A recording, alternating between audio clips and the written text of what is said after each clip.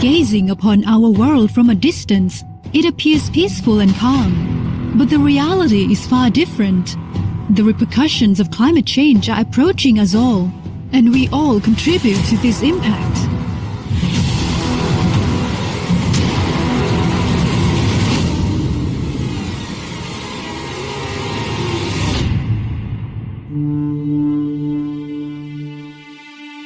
By 2050, projections indicate that over 3 billion people will reside in various urban centers in the Asia-Pacific region alone. Urban activities are a key contributor to climate change.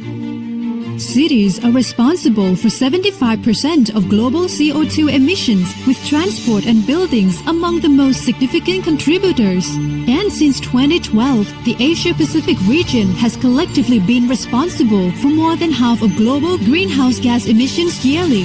The repercussions of climate change are imminent and befalling us all. Several Asian countries are among the top 10 countries most affected by climate change, with the Philippines ranked the 4th, India ranked the 7th, and Thailand ranked the 9th. It's time to act, and we have a joint responsibility to address climate change through urban development planning and design guided by climate data. That's where Urban Act comes in. Urban Act, or the Integrated Urban Climate Action for Low Carbon and Resilient Cities project, is a regional project that aims to support the transformation towards low carbon and resilient urban development and contribute to implementing each partner country's nationally determined contributions and the Sustainable Development Goals.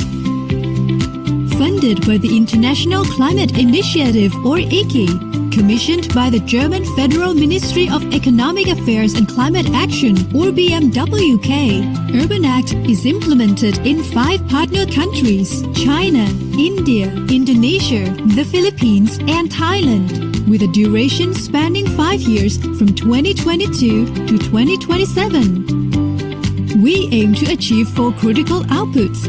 These outputs include improving the institutional environment for climate-sensitive urban development, using evidence-based, inclusive, climate-sensitive, spatial and urban planning, identifying project concepts for urban climate action investment, and enhancing knowledge through regional networking, exchange, and learning.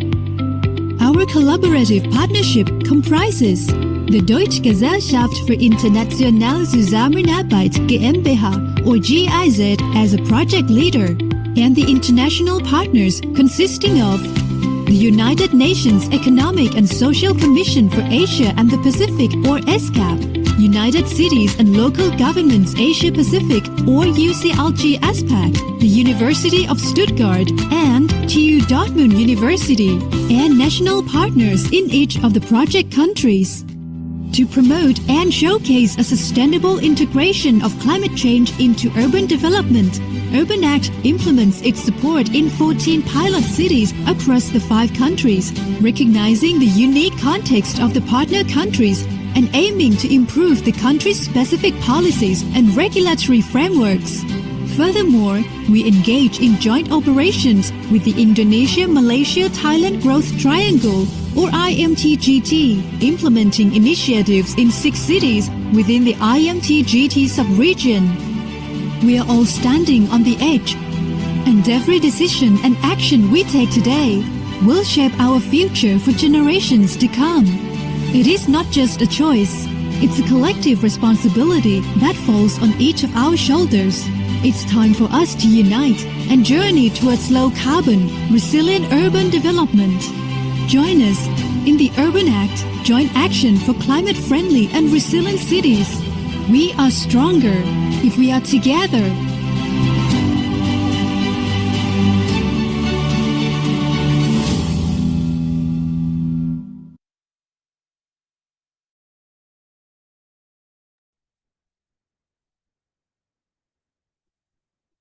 A very good afternoon, good morning, good evening, depending on where you're joining from, ladies and gentlemen.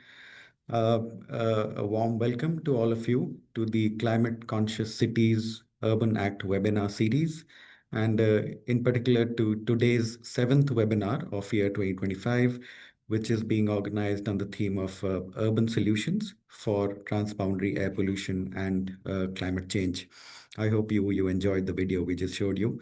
So I'm Anshuman Varma, Economic Affairs Officer of the Environment and Development Division at the United Nations Economic and Social Commission for Asia and the Pacific, ESCAP. And it's indeed my pleasure to take the role of moderator for today's webinar. We are pleased to let you know that we had, several hundred registrations for this webinar from our region and beyond. That shows the keen interest we believe from our audience in this important topic. I'd also like to point out that this webinar series is part of the broader Urban Act project about which you just learned more from the video. The key objectives of the series include to increase the understanding and knowledge of participants to build integrated climate action for low carbon and resilient cities. Also to communicate and raise awareness of key innovations, to build and enhance partnerships between the project and a wider set of stakeholders, and then finally to showcase best practices, learnings, and innovations from the Urban Act project. As you would have noted, we had asked questions during the registration process on what you'd like to learn and hear in the webinar. And thanks to all of you, those who have responded. This certainly helps us as the organizing team and the speakers to make sure that the content that we bring to the webinar is as relevant as possible. And these questions also, they fit into our wider intention to deliver these webinars as practical sessions that are driven really by the input of our participants. Before we go ahead, I'd just like to make some housekeeping announcements. Please note that these webinars are recorded and will be available along with the slides for viewing following each webinar. Please also feel free to use the chat box to interact with the other participants, but please make sure to use the Q&A function to write your questions to the panelists. So just to repeat, for writing the questions to the panelists, please use the Q&A function. Also, certificates of participation will be available by filling in the survey feedback form at the end of the webinar. With that, please just allow me to say a few introductory words about the theme of today's webinar. Of course, the rapid economic growth that's been witnessed in recent decades in our region has been accompanied by a decline in air quality resulting from rapid or unplanned urbanization, inefficient fossil fuel powered transportation, unclean energy systems, open burning, and so on. You may have also read about the statistic that over 2/3 of the 7 million, or by some estimates, 8 million deaths attributed to air pollution globally occur in our region, which is certainly a humbling statistic. And also that low-income communities and the vulnerable social segments are at the highest risk. Much of the region's air pollution is also transboundary, impacting populations far from its sources. And towards this objective, ESCAP member states had also adopted what's called as the Regional Action Program on Air Pollution, or RAPAP, in December 2022 to accelerate regional cooperation. But at the same time, our region is critically vulnerable to climate change, at the same time being an important contributor to global greenhouse gas emissions. Air pollution and climate change, of course, tend to reinforce each other's negative impacts because many of the drivers of both are the same. And certainly cities as the hubs of economic growth are also at the forefront of not just this challenge, but also we can view this as the opportunity of leveraging co-benefits. And therefore, finding these integrated urban solutions to air pollution and the climate crisis, which are well anchored in regional cooperation, is therefore absolutely vital. And this is what we're going to be exploring further in today's session. So I'm very pleased that we have a distinguished panel of experts with us today to share their insights on the theme. I'd like to introduce our first presenter, Ms. Precious Benjamin, who's the Sustainable Cities Lead of Clean Air Asia. to please take the floor to make her presentation. Precious, you'll have about 7 minutes for your presentation. So let me hand the floor over to you. Thank you, Anshuman. Good day, everyone. So I'm Precious, the Sustainable Cities Lead at Cleaner Asia, and I'll be sharing strategies for clean air and climate and why collective action across borders really matters. This presentation is a joint effort with my colleagues Miko and Everly. Next slide, please. To start off, we're Cleaner Asia. We're an international non-governmental organization leading the regional mission for better air quality and healthier, more livable cities throughout Asia. Our headquarters is in Metro Manila, Philippines, and we have offices in Beijing, New Delhi, and Jakarta. We are one of the implementing organizations of Urban Act in the Philippines. At Cleaner Asia, our work is centered on solutions that reduce air pollution and its health impacts while also tackling the climate crisis. Our priorities span the science of air quality and climate change, sustainable transport, sustainable cities, and clean energy. And the way we work is by combining strong data, empowering institutions, and shaping policies. Next slide. Why does this work matter? As mentioned earlier, air pollution is the second leading cause of premature deaths worldwide, and according to the 2024 State of Global Air Report, in 2021 alone, it was linked to 8.1 million deaths. What's more alarming is over 700,000 deaths of children under 5 years has been linked to air pollution exposure. That is 15% of all child deaths globally. These just show us how urgent it is to act, both for public health and for future generations. Next slide, please. Air pollution and climate change, as also mentioned earlier, are not separate issues. They are deeply connected. First of all, they come from similar sources: energy, transport, industry, and so on. So if a country relies heavily on coal or has poorly regulated transport, they are not just contributing to climate change, they're also worsening their local air quality. Secondly, they both impact the most vulnerable sectors and communities. Countries with high air pollution are often also the ones facing the worst climate impacts. And even within those countries, it's usually the poorer communities that bear the brunt. They face higher health risks while also being least equipped to recover from climate-related disasters. Thirdly, and the good news, is the co-benefits approach is powerful and should be leveraged when we act upon these two issues. For example, if a city invests in renewable energy or shifts to sustainable public transport, that single action reduces greenhouse gas emissions and improves local air quality. So that makes two wins for the price of one. Next slide, please.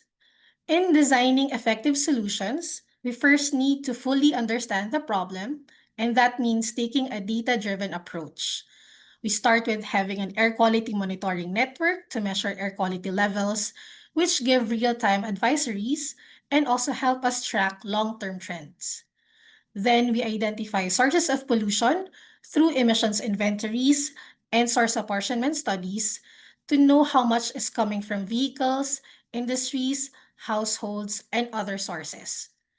We can then layer in geospatial and demographic data to identify priority areas and pollution hotspots, so we're targeting interventions where they matter most. Finally, we connect science with policy through health and economic assessments, because numbers about lives saved or costs avoided are very powerful in policymaking. This evidence is critical to securing government support and sustained investment in air quality solutions. Next slide, please. Air pollution and climate impacts don't respect borders. So they cross cities, provinces, and even countries, which means our solutions also have to be collective. Collaboration is key.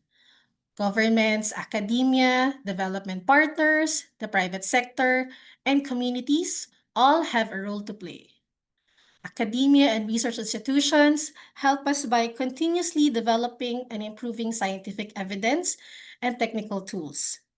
Development organizations and regional networks create platforms for knowledge sharing so cities and countries can all learn from one another. At the heart of it all would be individuals and communities. Empowering people at the grassroots level makes action sustainable and meaningful. Let me share some examples here.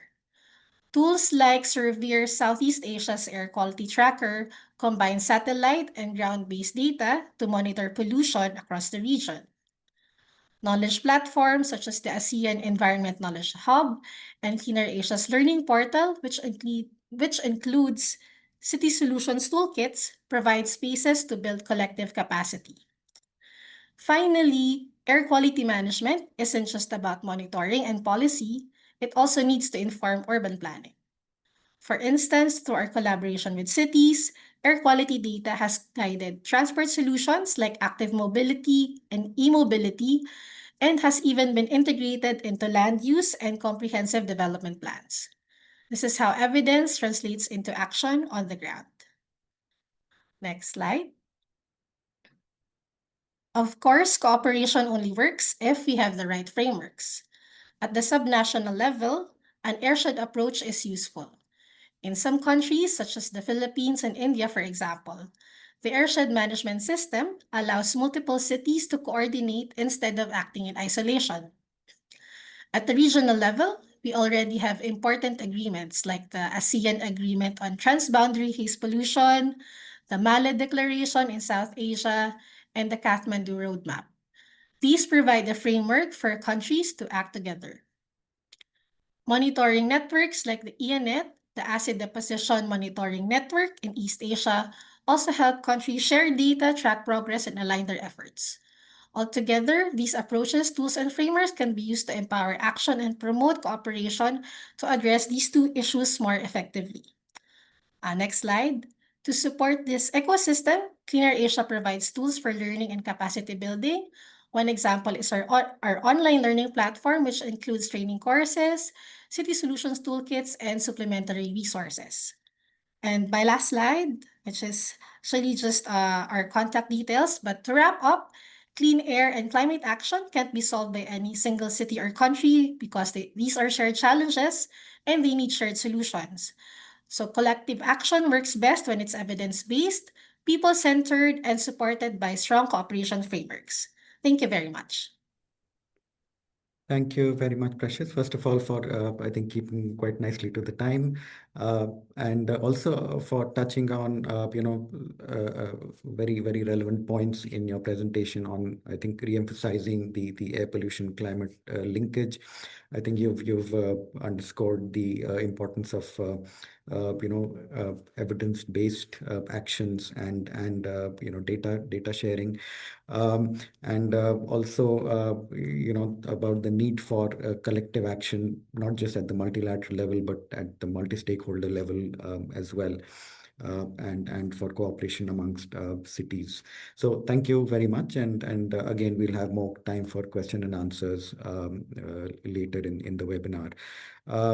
With that, let me move on to our next presenter for today. I'd like to welcome Professor Gao Jian, Deputy Director of the Chinese Research Academy of Environmental Sciences, an institution under the lead of the Ministry of Ecology and Environment of the People's Republic of China. So, Professor Jian, the floor is yours for the presentation. Thank you. Okay, thank you. Thank you very much for inviting me here, and I'm very honored to share the stories for the policy making for the regional heavy pollution control in China. Next, please. So the CRIS is the Chinese Research Academy of Environmental Sciences. We belong to the Ministry of Ecology and Environment in China. So we established in the year of 1978, is about 50 years. So from the first day we established, we focus on the policy making for the country. So now we have 1,200 researchers and 5 academicians in our campus. Thanks. Next slide. So there is a long history of the PM2.5 air pollution in China. You can see the trend of the PM2.5 in our country. There is a race from the year of 2000 is the year of the this country joined WTO. Is also the beginning of the industrialization and urbanization. So there is a very high value and very stable about 7 years to the year of 2013. Then there is a clean air action of the national level was taken. So the PM2.5 can decrease in the past 10 years. And during this more than 20 years, the emission of the NOx, SO2, PM2.5, and even volatile organic carbons get their peaks. So all these prime pollutions began to decrease in this 10 years. And also the Beijing became a very good example in control of the PM2.5 pollution. Next, please. Next, please. Yeah, China used to be the very polluted, most polluted area in the world. You can see the PM2.5 values monitored by the satellites. Yeah, and also there is a very heavy air pollution episode happened in the beginning of the 2013, and there is a very huge haze happened, and duration is about 3 weeks. And you can see the charts from the Beijing, Tianjin, and Hebei province, the so-called BTH region. The average of the PM2.5 about 800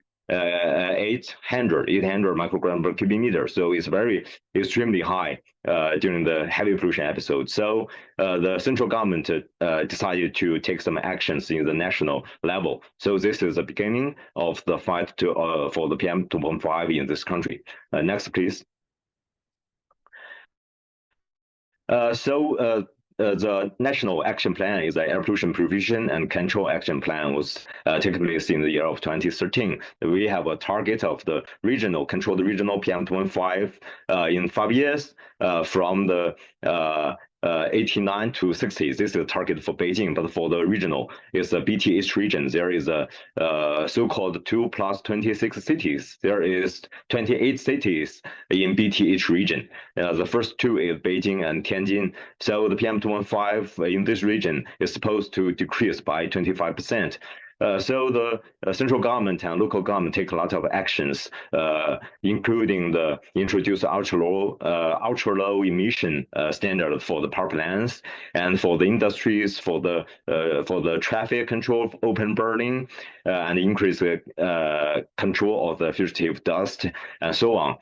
So the PM2.5 was controlled from the year of 2013 to 17, but we also find that it's very difficult to get rid of all the heavy pollution episode. So next slide. So this is the PM2.5 source punishment in Beijing in the past 20 years. You can see the result in the 2020. So the local emission contributes about 60%, but the 40% come from the neighborhood. This is a result of the Beijing published by the government. And in the local emissions, there are about 50% come from the vehicles. And in this chart, we have 20 years of the industry development in China. You can see during the past 20 years, we have well industrialized in North China, the BTH region. And this is also a very important cause of the pollution of the PM2.5. So we need to find a good way to coordinate the development and environmental protection. Next slide. Why we should consider the pollutions from the neighborhood. This is a very good example. We use real-time source punishment techniques from the air superstation in a heavy pollution episode. In the beginning of this episode lasts about 1 week. So in the beginning, the computer is the major computer is the biomass burning, the green one, and the industries. So this air mass comes from the Hebei province. It's the harvesting season. It's the autumn.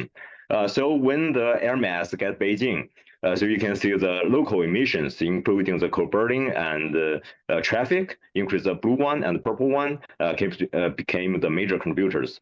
So this also happened in Southeast Asia when we discussed with the colleagues of the Bangkok. So they also found that the open burning is the trigger of the heavy pollution episode, but the local emissions also contribute a lot by the next few days. So next slide. From the beginning of the 2017, to conquer the regional air pollutions, to get rid of all the heavy pollution episodes, so the central government decided to form a joint research center. This is a research center named as NAPC, the National Joint Research Center for Tackling Key Problems in the Air Pollution Control. So the CREACE is the leader of this very big joint research center. And so there is a committee to work for this, lead all the scientists from the more than 200 research institutes in China focus on the air pollution. Next slide. So with the help of the NAPC and CRACE, so there is a mode so-called 1+X. The CRACE is 1. So we will work with the PKU, Tsinghua University, and CES and other research institutes to serve for the policy making for central government, not only the MEE, the Ministry of Ecology and Environment. We also cooperate with the Science and Technology, China Meteorological Agency, Agriculture Ministry, and so on. So help them to find the pathways to control the air pollution. We also work for the provinces and cities to help the governors and the mayors. So they are the major users, the so-called 2+26 cities in this region. So with the leading of the Minister of MEE and the Science Committee, so the scientists will stay in the town and work with the local EPBs and the governors and the mayors when they have any questions and they found some difficulties to control the pollution. So they will ask the team, the scientific team, to help them. So this team will help the mayors and governors to find what is the major source of the PM2.5, when the heavy pollution will happen, where the sources is, emission is, and who will be the major responsibility for the pollution and how to solve it. So next slide.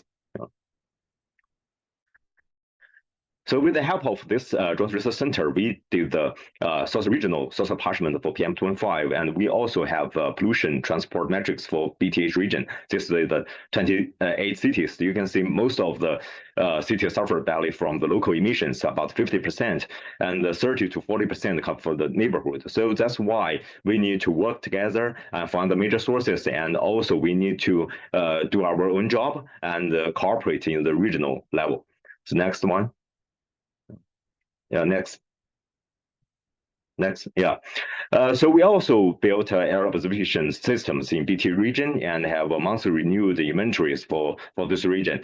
And this is the regional pollution episode control system. So when before the happening of the heavy pollution episode happened, we have a forecasting system to tell when and where and how serious the pollution will happen. And also this will be broadcast for all the 28 cities, and all the mayors will take some actions at the same time. So after the heavy pollution episode happened, we will look back what we have done is good, what we have done is bad. So with the help of all these systems, a lot of heavy pollution episodes will be controlled. Next one. The third one is the so-called one city, one policy, because there is a huge gap between the development of the cities. Beijing is the capital city of China, is the only one capital. So there is a huge gap between Beijing, Tianjin, and surrounding neighborhood cities. So we need to find their own sources, find their own contributors, and help the mayors to draft their own plan. So there is a one city, one policy mode, and we will find the sources for every single city. And we also draft the urban air improvement guidebook for every city. Yeah. So next one.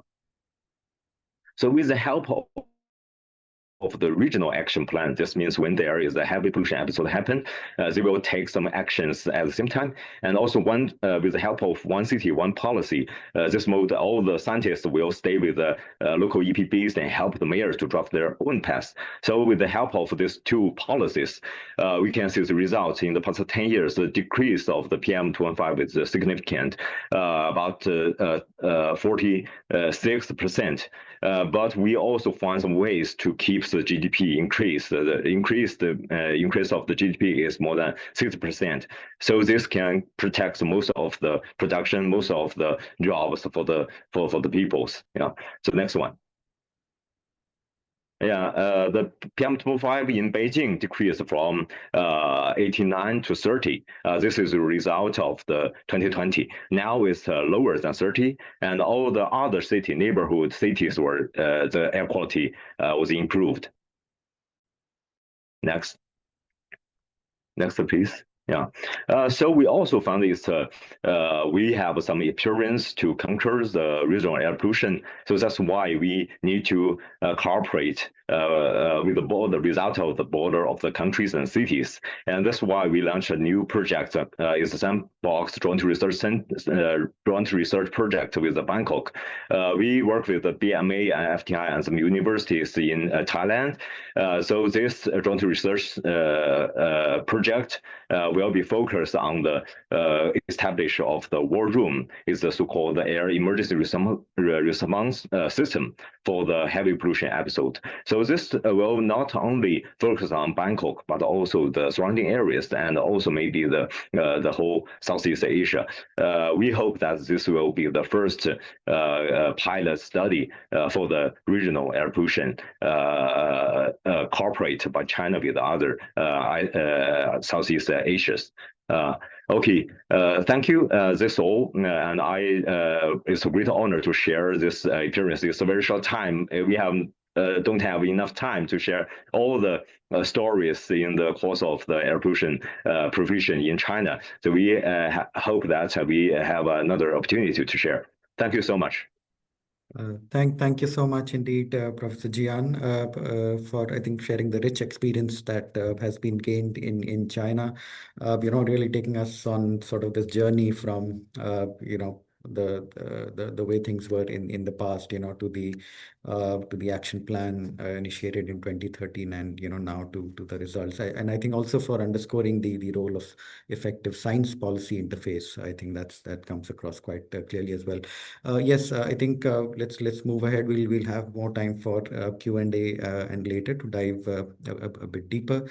But let me now invite our third presenter. I'd like to welcome Ms. Vanessa or Claire Vinarao. She's the Acting Division Chief of the Climate Change Mitigation Division of Quezon City Climate Change Department from the Philippines. So she'll be, I think, bringing to us the city perspective as a city representative. So Claire, over to you for your presentation. Hi, good afternoon, everyone. Thank you, Anshuman. And I'd like first to thank the organizers for giving this opportunity to Quezon City for presenting our air quality management initiative. Next slide, please.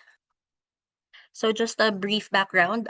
So Quezon City is located in the northeast portion of Metro Manila. Metro Manila is a region with 16 cities and 1 municipality. We have a land area of about 16,000 hectares and a population of more than 3 million people. We also have around more than 70,000 registered businesses here in the city. So you could just imagine the dual challenge that we face of rapid urbanization and the need for sustainable growth. Next slide, please. So also, just a brief introduction of our department. So we were created in 2020. This was one of the priority legislations of our Mayor Joy Belmonte, as recognizing the importance and the urgency of advancing climate actions in Quezon City. So our department is mandated to develop and carry out policies and programs to help reduce greenhouse gas emissions and also enhance the city's climate resilience. as well as increased knowledge and capacities of our communities and our stakeholders. Next slide, please. For the past 5 years, Quezon City has been firm in our commitment of having a cleaner and greener city, and being a member of C40, they help us develop our enhanced local climate change action plan. And this provides a strategic framework for us to pursue carbon neutrality and build climate resilience. So our mitigation goal is to reduce greenhouse gas emissions by 30% by 2030 and pursue net zero emissions by 2050, as well as increase our adaptive capacity against the effects and the impacts of climate change. So this is in line with the Paris Agreement, the UN SDGs, and as well as the National Climate Change Action Plan. Next slide, please.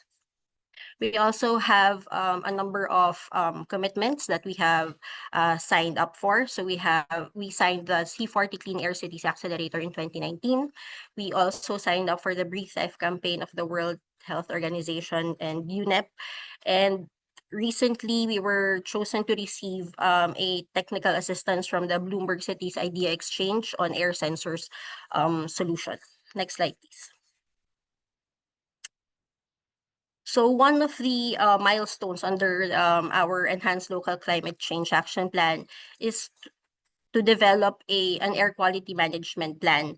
And in order for the city to effectively implement an air quality management program, we created an air quality technical working group composed of different departments of the city. So part of that is the capacitating our city departments. So our air quality management plan, this was developed with the help of Clean Air Asia and C40.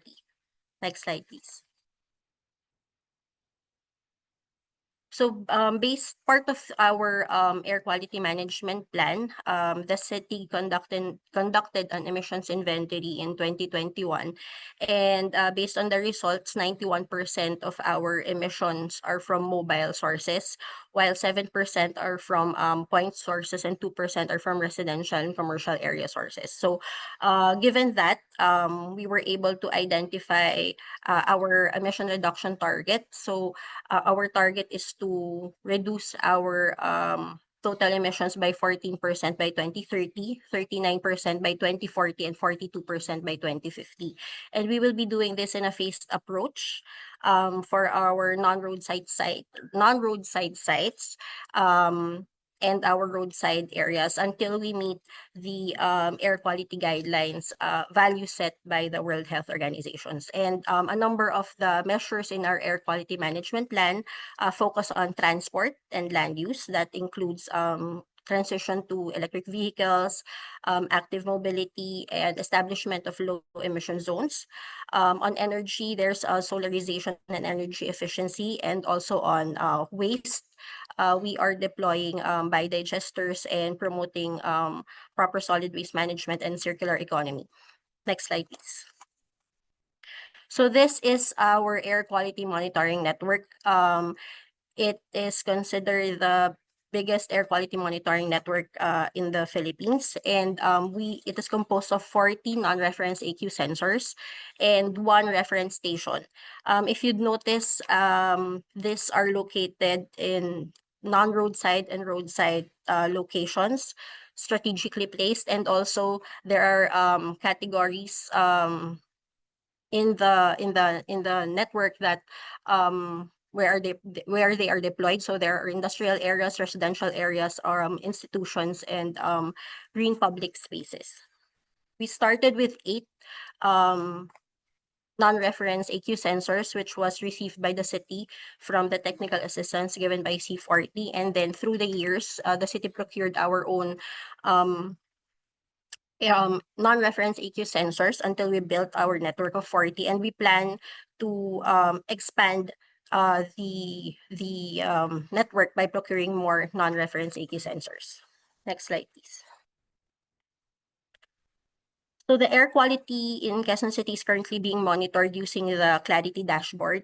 it features real-time monitoring of the sensors and air quality. So we extract the data from the dashboard, and then we process the data, after which we report the data in our official Quezon City website and our official social media pages. So you would see on your, I think on the right of your screen is our air quality index that we post on our official Facebook pages. So the AQI provides information on the status of air quality in the city. So this is associated with cautionary statements relative to health effects on pollution level exposure, which is wherein we follow the guidelines set by the Department of Environment and Natural Resources.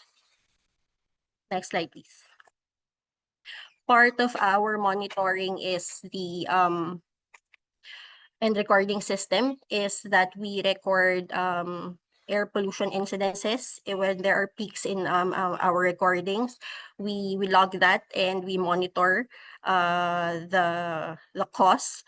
We monitor this and cross-check against CCTVs deployed in our communities and all over the city.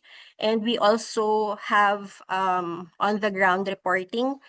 We have a system and a group chat with our with barangay personnel and also with our traffic enforcers under our traffic management department.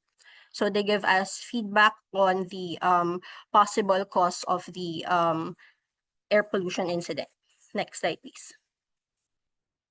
We also conduct regular maintenance check to ensure that our sensors are properly functioning physically.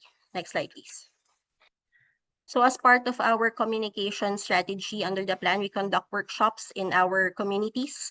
So these are interactive workshops, and the aim of this workshop is to give or find out how the community envisions the interventions on how to improve the air quality in their community, and we try to translate this to policies and programs that they can implement in their local community. Next slide, please.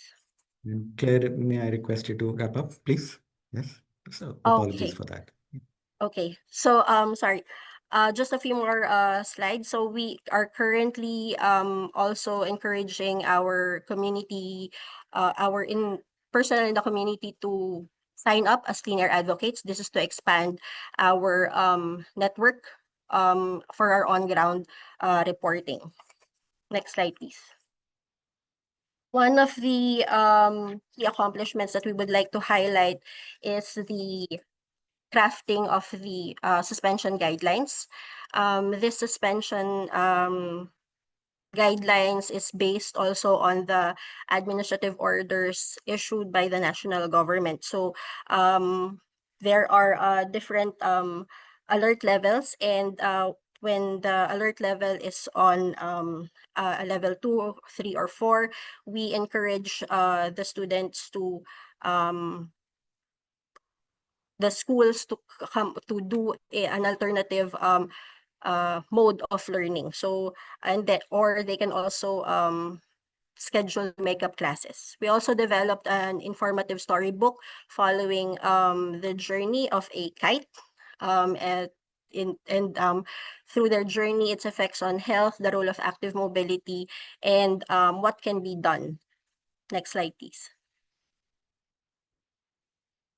So this is our bike to school research study. We piloted it in one of the high schools here in Quezon City. And this resulted in an increased star rating from 3 stars to 4 stars due to the safety and the pedestrianization that was established during this study. And we plan to expand this to other schools in the different districts of Quezon City. Next slide, please.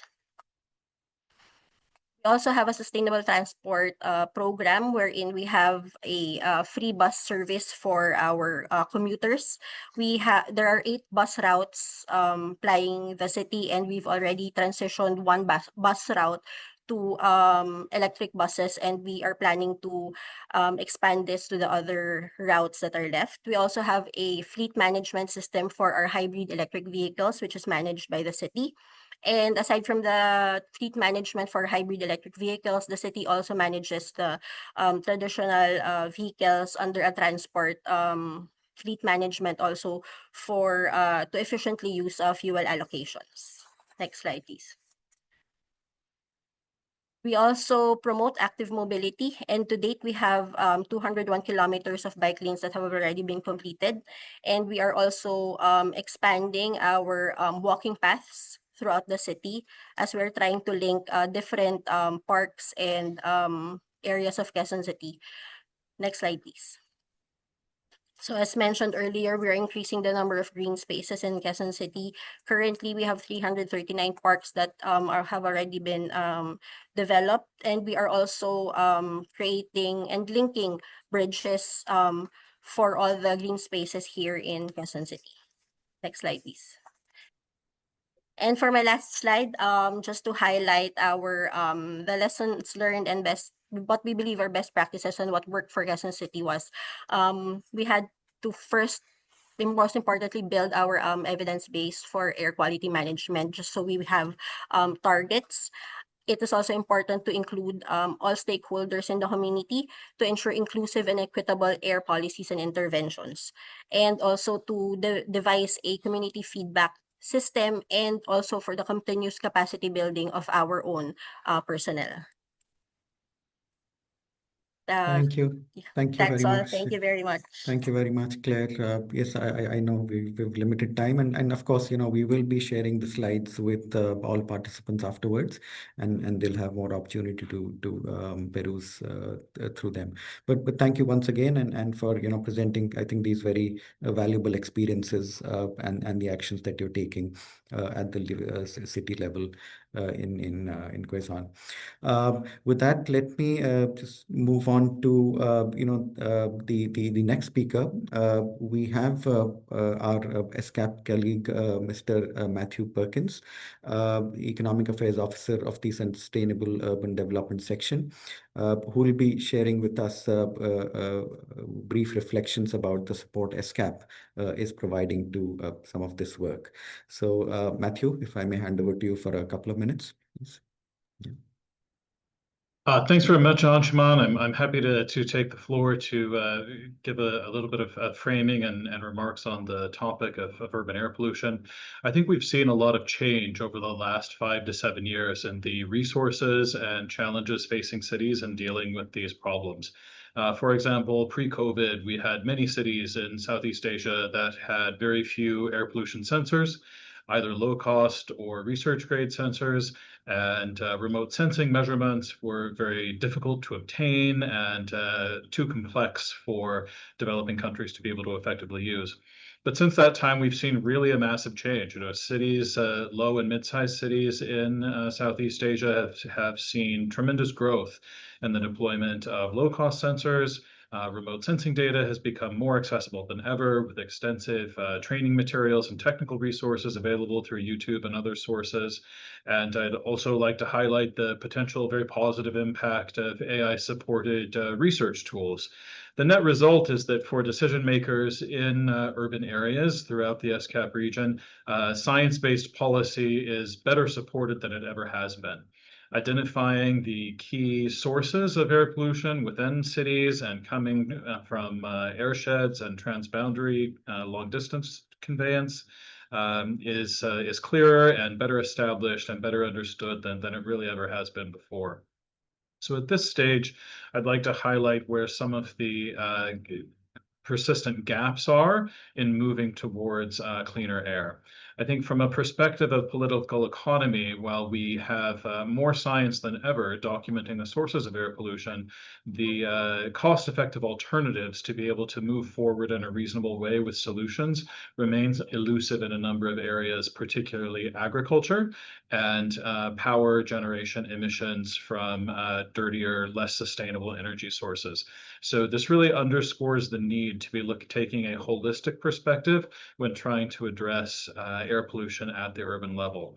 I'd also really like to link to underscore the remarks made by the Philippines presentation of the importance of taking a socially differentiated approach to really be aware of the impact on the people in the city. We know that many policies, for example, vehicle electrification, benefit primarily residents in higher income brackets, and that initiatives to address clean cooking and to make low emission fuels available primarily benefit, have a supplemental benefit for citizens in more vulnerable populations and people dealing with deprivation. So while the science accessibility has increased quite a bit, our need to turn that science into action in a way that leaves no one behind is really the remaining challenge. And I hope that by sharing good practices and building these communities amongst decision makers and civil society throughout Asia, we can get those tools and modalities highlighted and help everyone take successful, effective action towards actually delivering on the science to bring clean air to citizens. So I'll leave that there and back over to you, and happy to take any further questions. Thank you. Thank you, Matthew, for those, I think, important reflections. I think, of course, underscoring the need for having a differentiated approach, and also, the need to ensure clear linkages, from science to action, which, of course, are highly relevant for the region.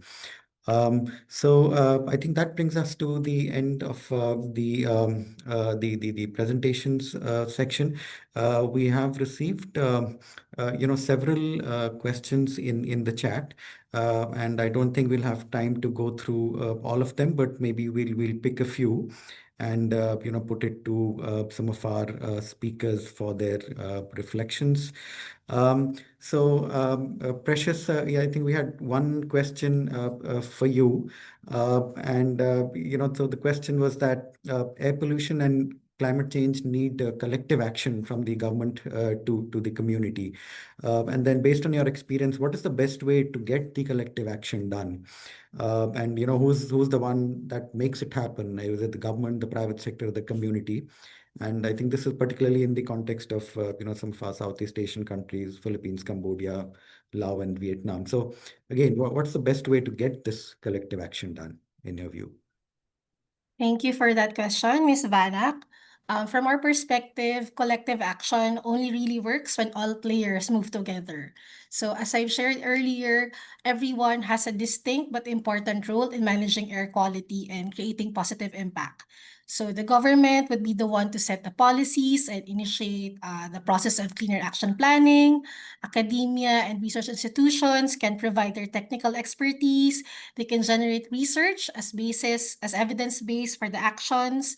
The development sector can also do this and also provide support on other areas like capacity building, engaging stakeholders, mobilizing communities and communications. And of course, individuals and communities are the ones that can make a real change on the ground.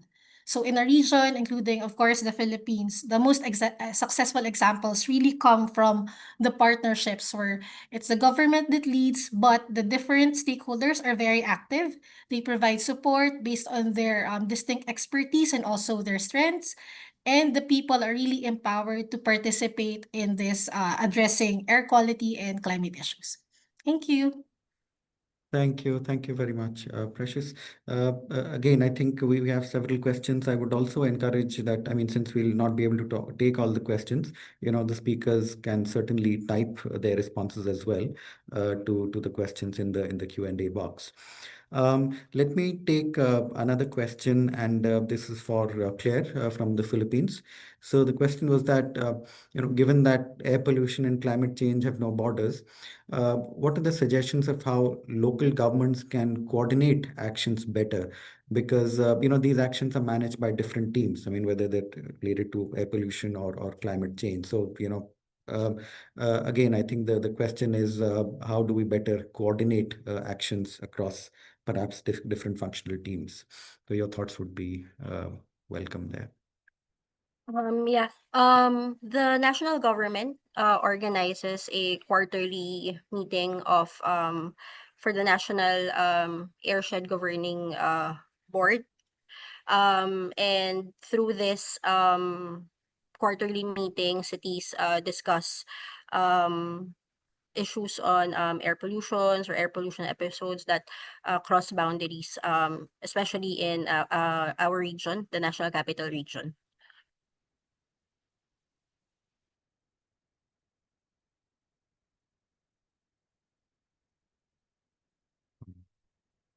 Hello. Yeah.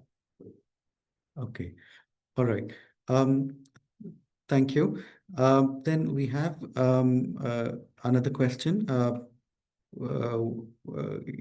think we'll take one for Professor Gao. And these were some of the questions that had come in through the registration forms.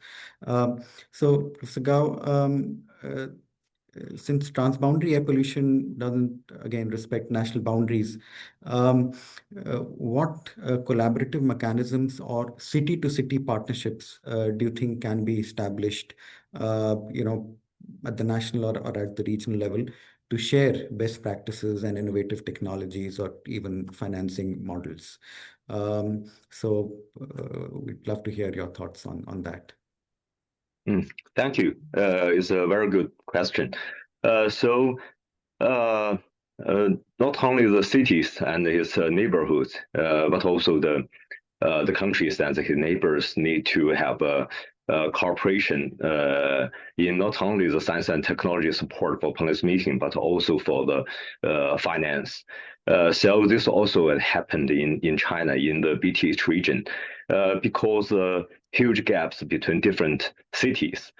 So the leading city, the capital city, need to cooperate with his neighbors, and also maybe not only to cooperate with the science and technology, but also need to share the resources, share the data, and share the finances to help others, help other neighborhoods, cities to improve the management ability, including the monitoring, including the emission inventory establishment, even the source apartment, and so on. For the much wider region, such as the Southeast Asia, China, China is also have a part of that, have a cooperation with the Southeast Asia. There is open burning issues happened in not only China, but also his neighbor countries, including the Hindu Kush and Himalaya region. Yeah, now that this region was the most polluted area in the world. So maybe there should be the leader organization need to play his roles to organize the countries to work together to draft the pathway to control the regional pollution, and also to quantify the responsibility of each neighbors, each member countries. So for the Southeast Asia, I think the ASEAN is a very good organization and should be the right leader to help to organize this, and also in the UN, ESCAP, ECMOD, and also a very good platforms to organize and change ideas, and also organize the member countries to take actions at the same time. Yeah, and also help to share the experience and technologies. There is a difference between China and other countries, and between the Thailand and other countries. So in China, we have the mode of one city, one policy, but in every country have their own background, has their own characteristics, have their own pathways to develop.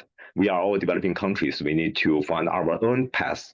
The case in China, in Beijing, in other countries can play it as a reference, but we need to work with the local teams, with the local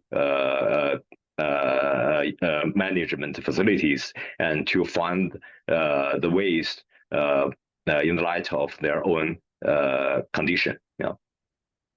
Thank you. Thank you very much, Professor Gao. And there was just, I think, a follow-up question also from our colleague from the Stockholm Environment Institute is, regarding your work with the Clean Air Bangkok project. Will you be doing source apportionment as well? And if so, will you be doing this at different times of the year to identify how pollution sources differ across the year? Yeah, thank you. Thank you for the question. Yeah, yes, we will have a plan to do the source apportionment for PM 2.5 in Bangkok. Actually, it's not only in Bangkok and also the surrounding areas. And there has already have a lot of result on the source analysis for Bangkok. We will focus on mainly the period of the PM 2.5 season. That means from beginning of November and to the next March. So this is the most polluted period. So we in this plan, in the joint research project of Bangkok, Clean Air Bangkok, we will cooperate with local universities and the BMA to establish an air superstation.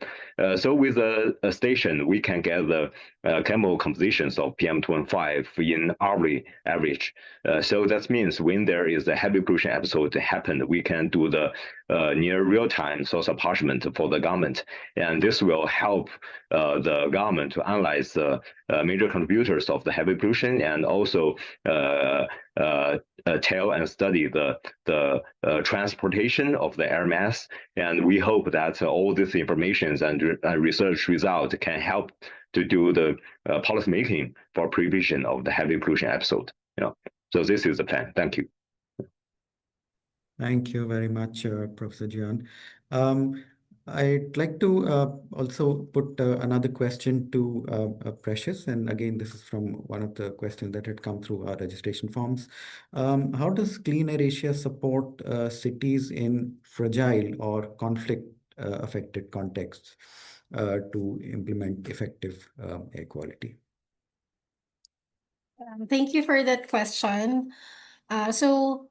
Currently, we recognize, and this is also based on our experience, that effective air quality management and the intervention would depend on a certain level of institutional capacity and stability.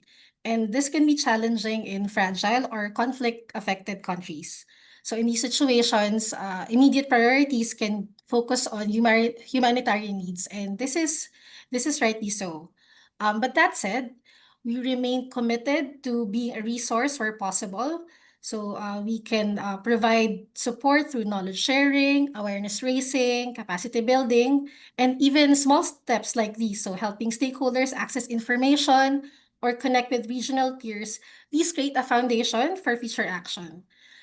In terms of the approach, what we want to do is be flexible and responsive so that when the institutions are ready, there's already groundwork that we can build on for a stronger air quality management intervention. Thank you very much, Precious. I will direct the next question to Claire from the Philippines. So we had a question. How can air quality improvement programs be designed to ensure that informal settlements, which are often located near highways, factories, are not left behind from these programs? I know you mentioned briefly about this in your presentation. So if you could elaborate about how to be more inclusive in terms of the informal settlements at the city level. Yeah. So our enhanced local climate change action plan is anchored on inclusive climate action, and based on our air quality management plan, we always try to go down to the grassroots level. We get the inputs of the local community, and as much as possible get different actors in the community to do our engagements with them, because there are people who have like small businesses that can cause air pollution, like the grilling activities. So we do not want them to be displaced.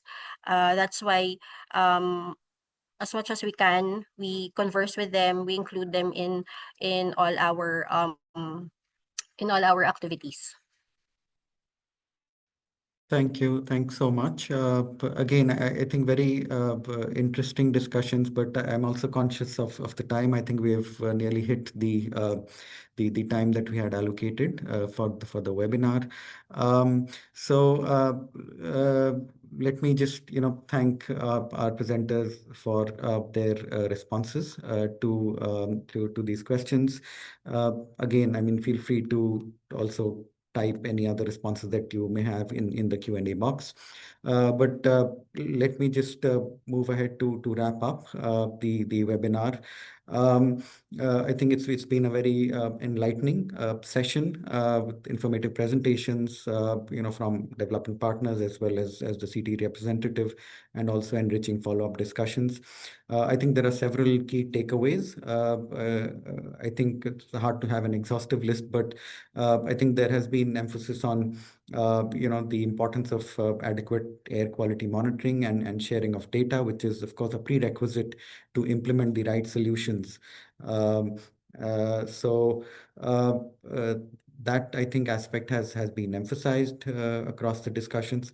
We've also heard about the need for science-based policy guidance and capacity building. We've heard about the example from China with the whole of government or the whole of society approach, and ensuring the science policy interface informs the actions that are taken. It's also has been interesting to see the examples of city level initiatives. I think from the Philippines, we've seen about the Bike to School program, the pilot project, and public green spaces program, which I think really drive home the point of having integrated urban solutions that can address both air pollution and climate change. Also, I think we've seen about the need for, I mean, the aspect of both air pollution and climate change spanning across borders, which gives rise to inherent challenges in tackling them, but then also leading us to the need for effective collaborative action at the local, national, and regional levels, but also multi-stakeholder effort that can enable shared ownership of the action. So I think that's has come across as an important point as well. I think before we conclude, I'd just like to mention that the presentations and materials from this webinar will be made available to the participants. We'd also like to invite you to the next webinar, which will take place on the 24th of September. On the theme of mobilizing innovative climate finance for cities through Article 6 and carbon market mechanism. So again, an interesting topic, and I hope you'll have you'll find the time to attend. Of course, this the webinar is part of the Urban Act projects, the webinar series, this is will continue to serve as a key mechanism to help improve knowledge and build within the project and interface between the project and external audience. I would also like to mention that ESCAP will be organizing a commemoration of the Asia Pacific commemoration of the 6th International Day of Clean Air for Blue Skies. And this will be done on the 5th of September together with our partners at UNEP. And the theme will be Sustainable Energy for Clean Air. This will take place at the UN Conference Center here in Bangkok, but also online. And we'll provide more information to you about this, in our follow-up email. And we really invite you to join this commemoration as well. Please fill out the survey that you will be able to scan through the QR code on the screen, and also through the link in the chat. And of course, if you wish to receive a certificate of participation, again, filling out the survey will enable us to provide you that certification. I think that brings us to the end. I'd just like to thank once again all our presenters, Precious, Professor Gian, Vanessa, also Matthew, for sharing their insights. And a big thank you to our audience who've taken out time to join this webinar in very encouraging numbers. And look forward to seeing you at the next webinar as well. Also, a big thanks to the team here at ESCAP Sustainable Urban Development section, who've really worked tirelessly to put this webinar together, which I hope you have enjoyed. So thank you very much. Enjoy the rest of the day, and we hope to see you soon in the future. Bye-bye.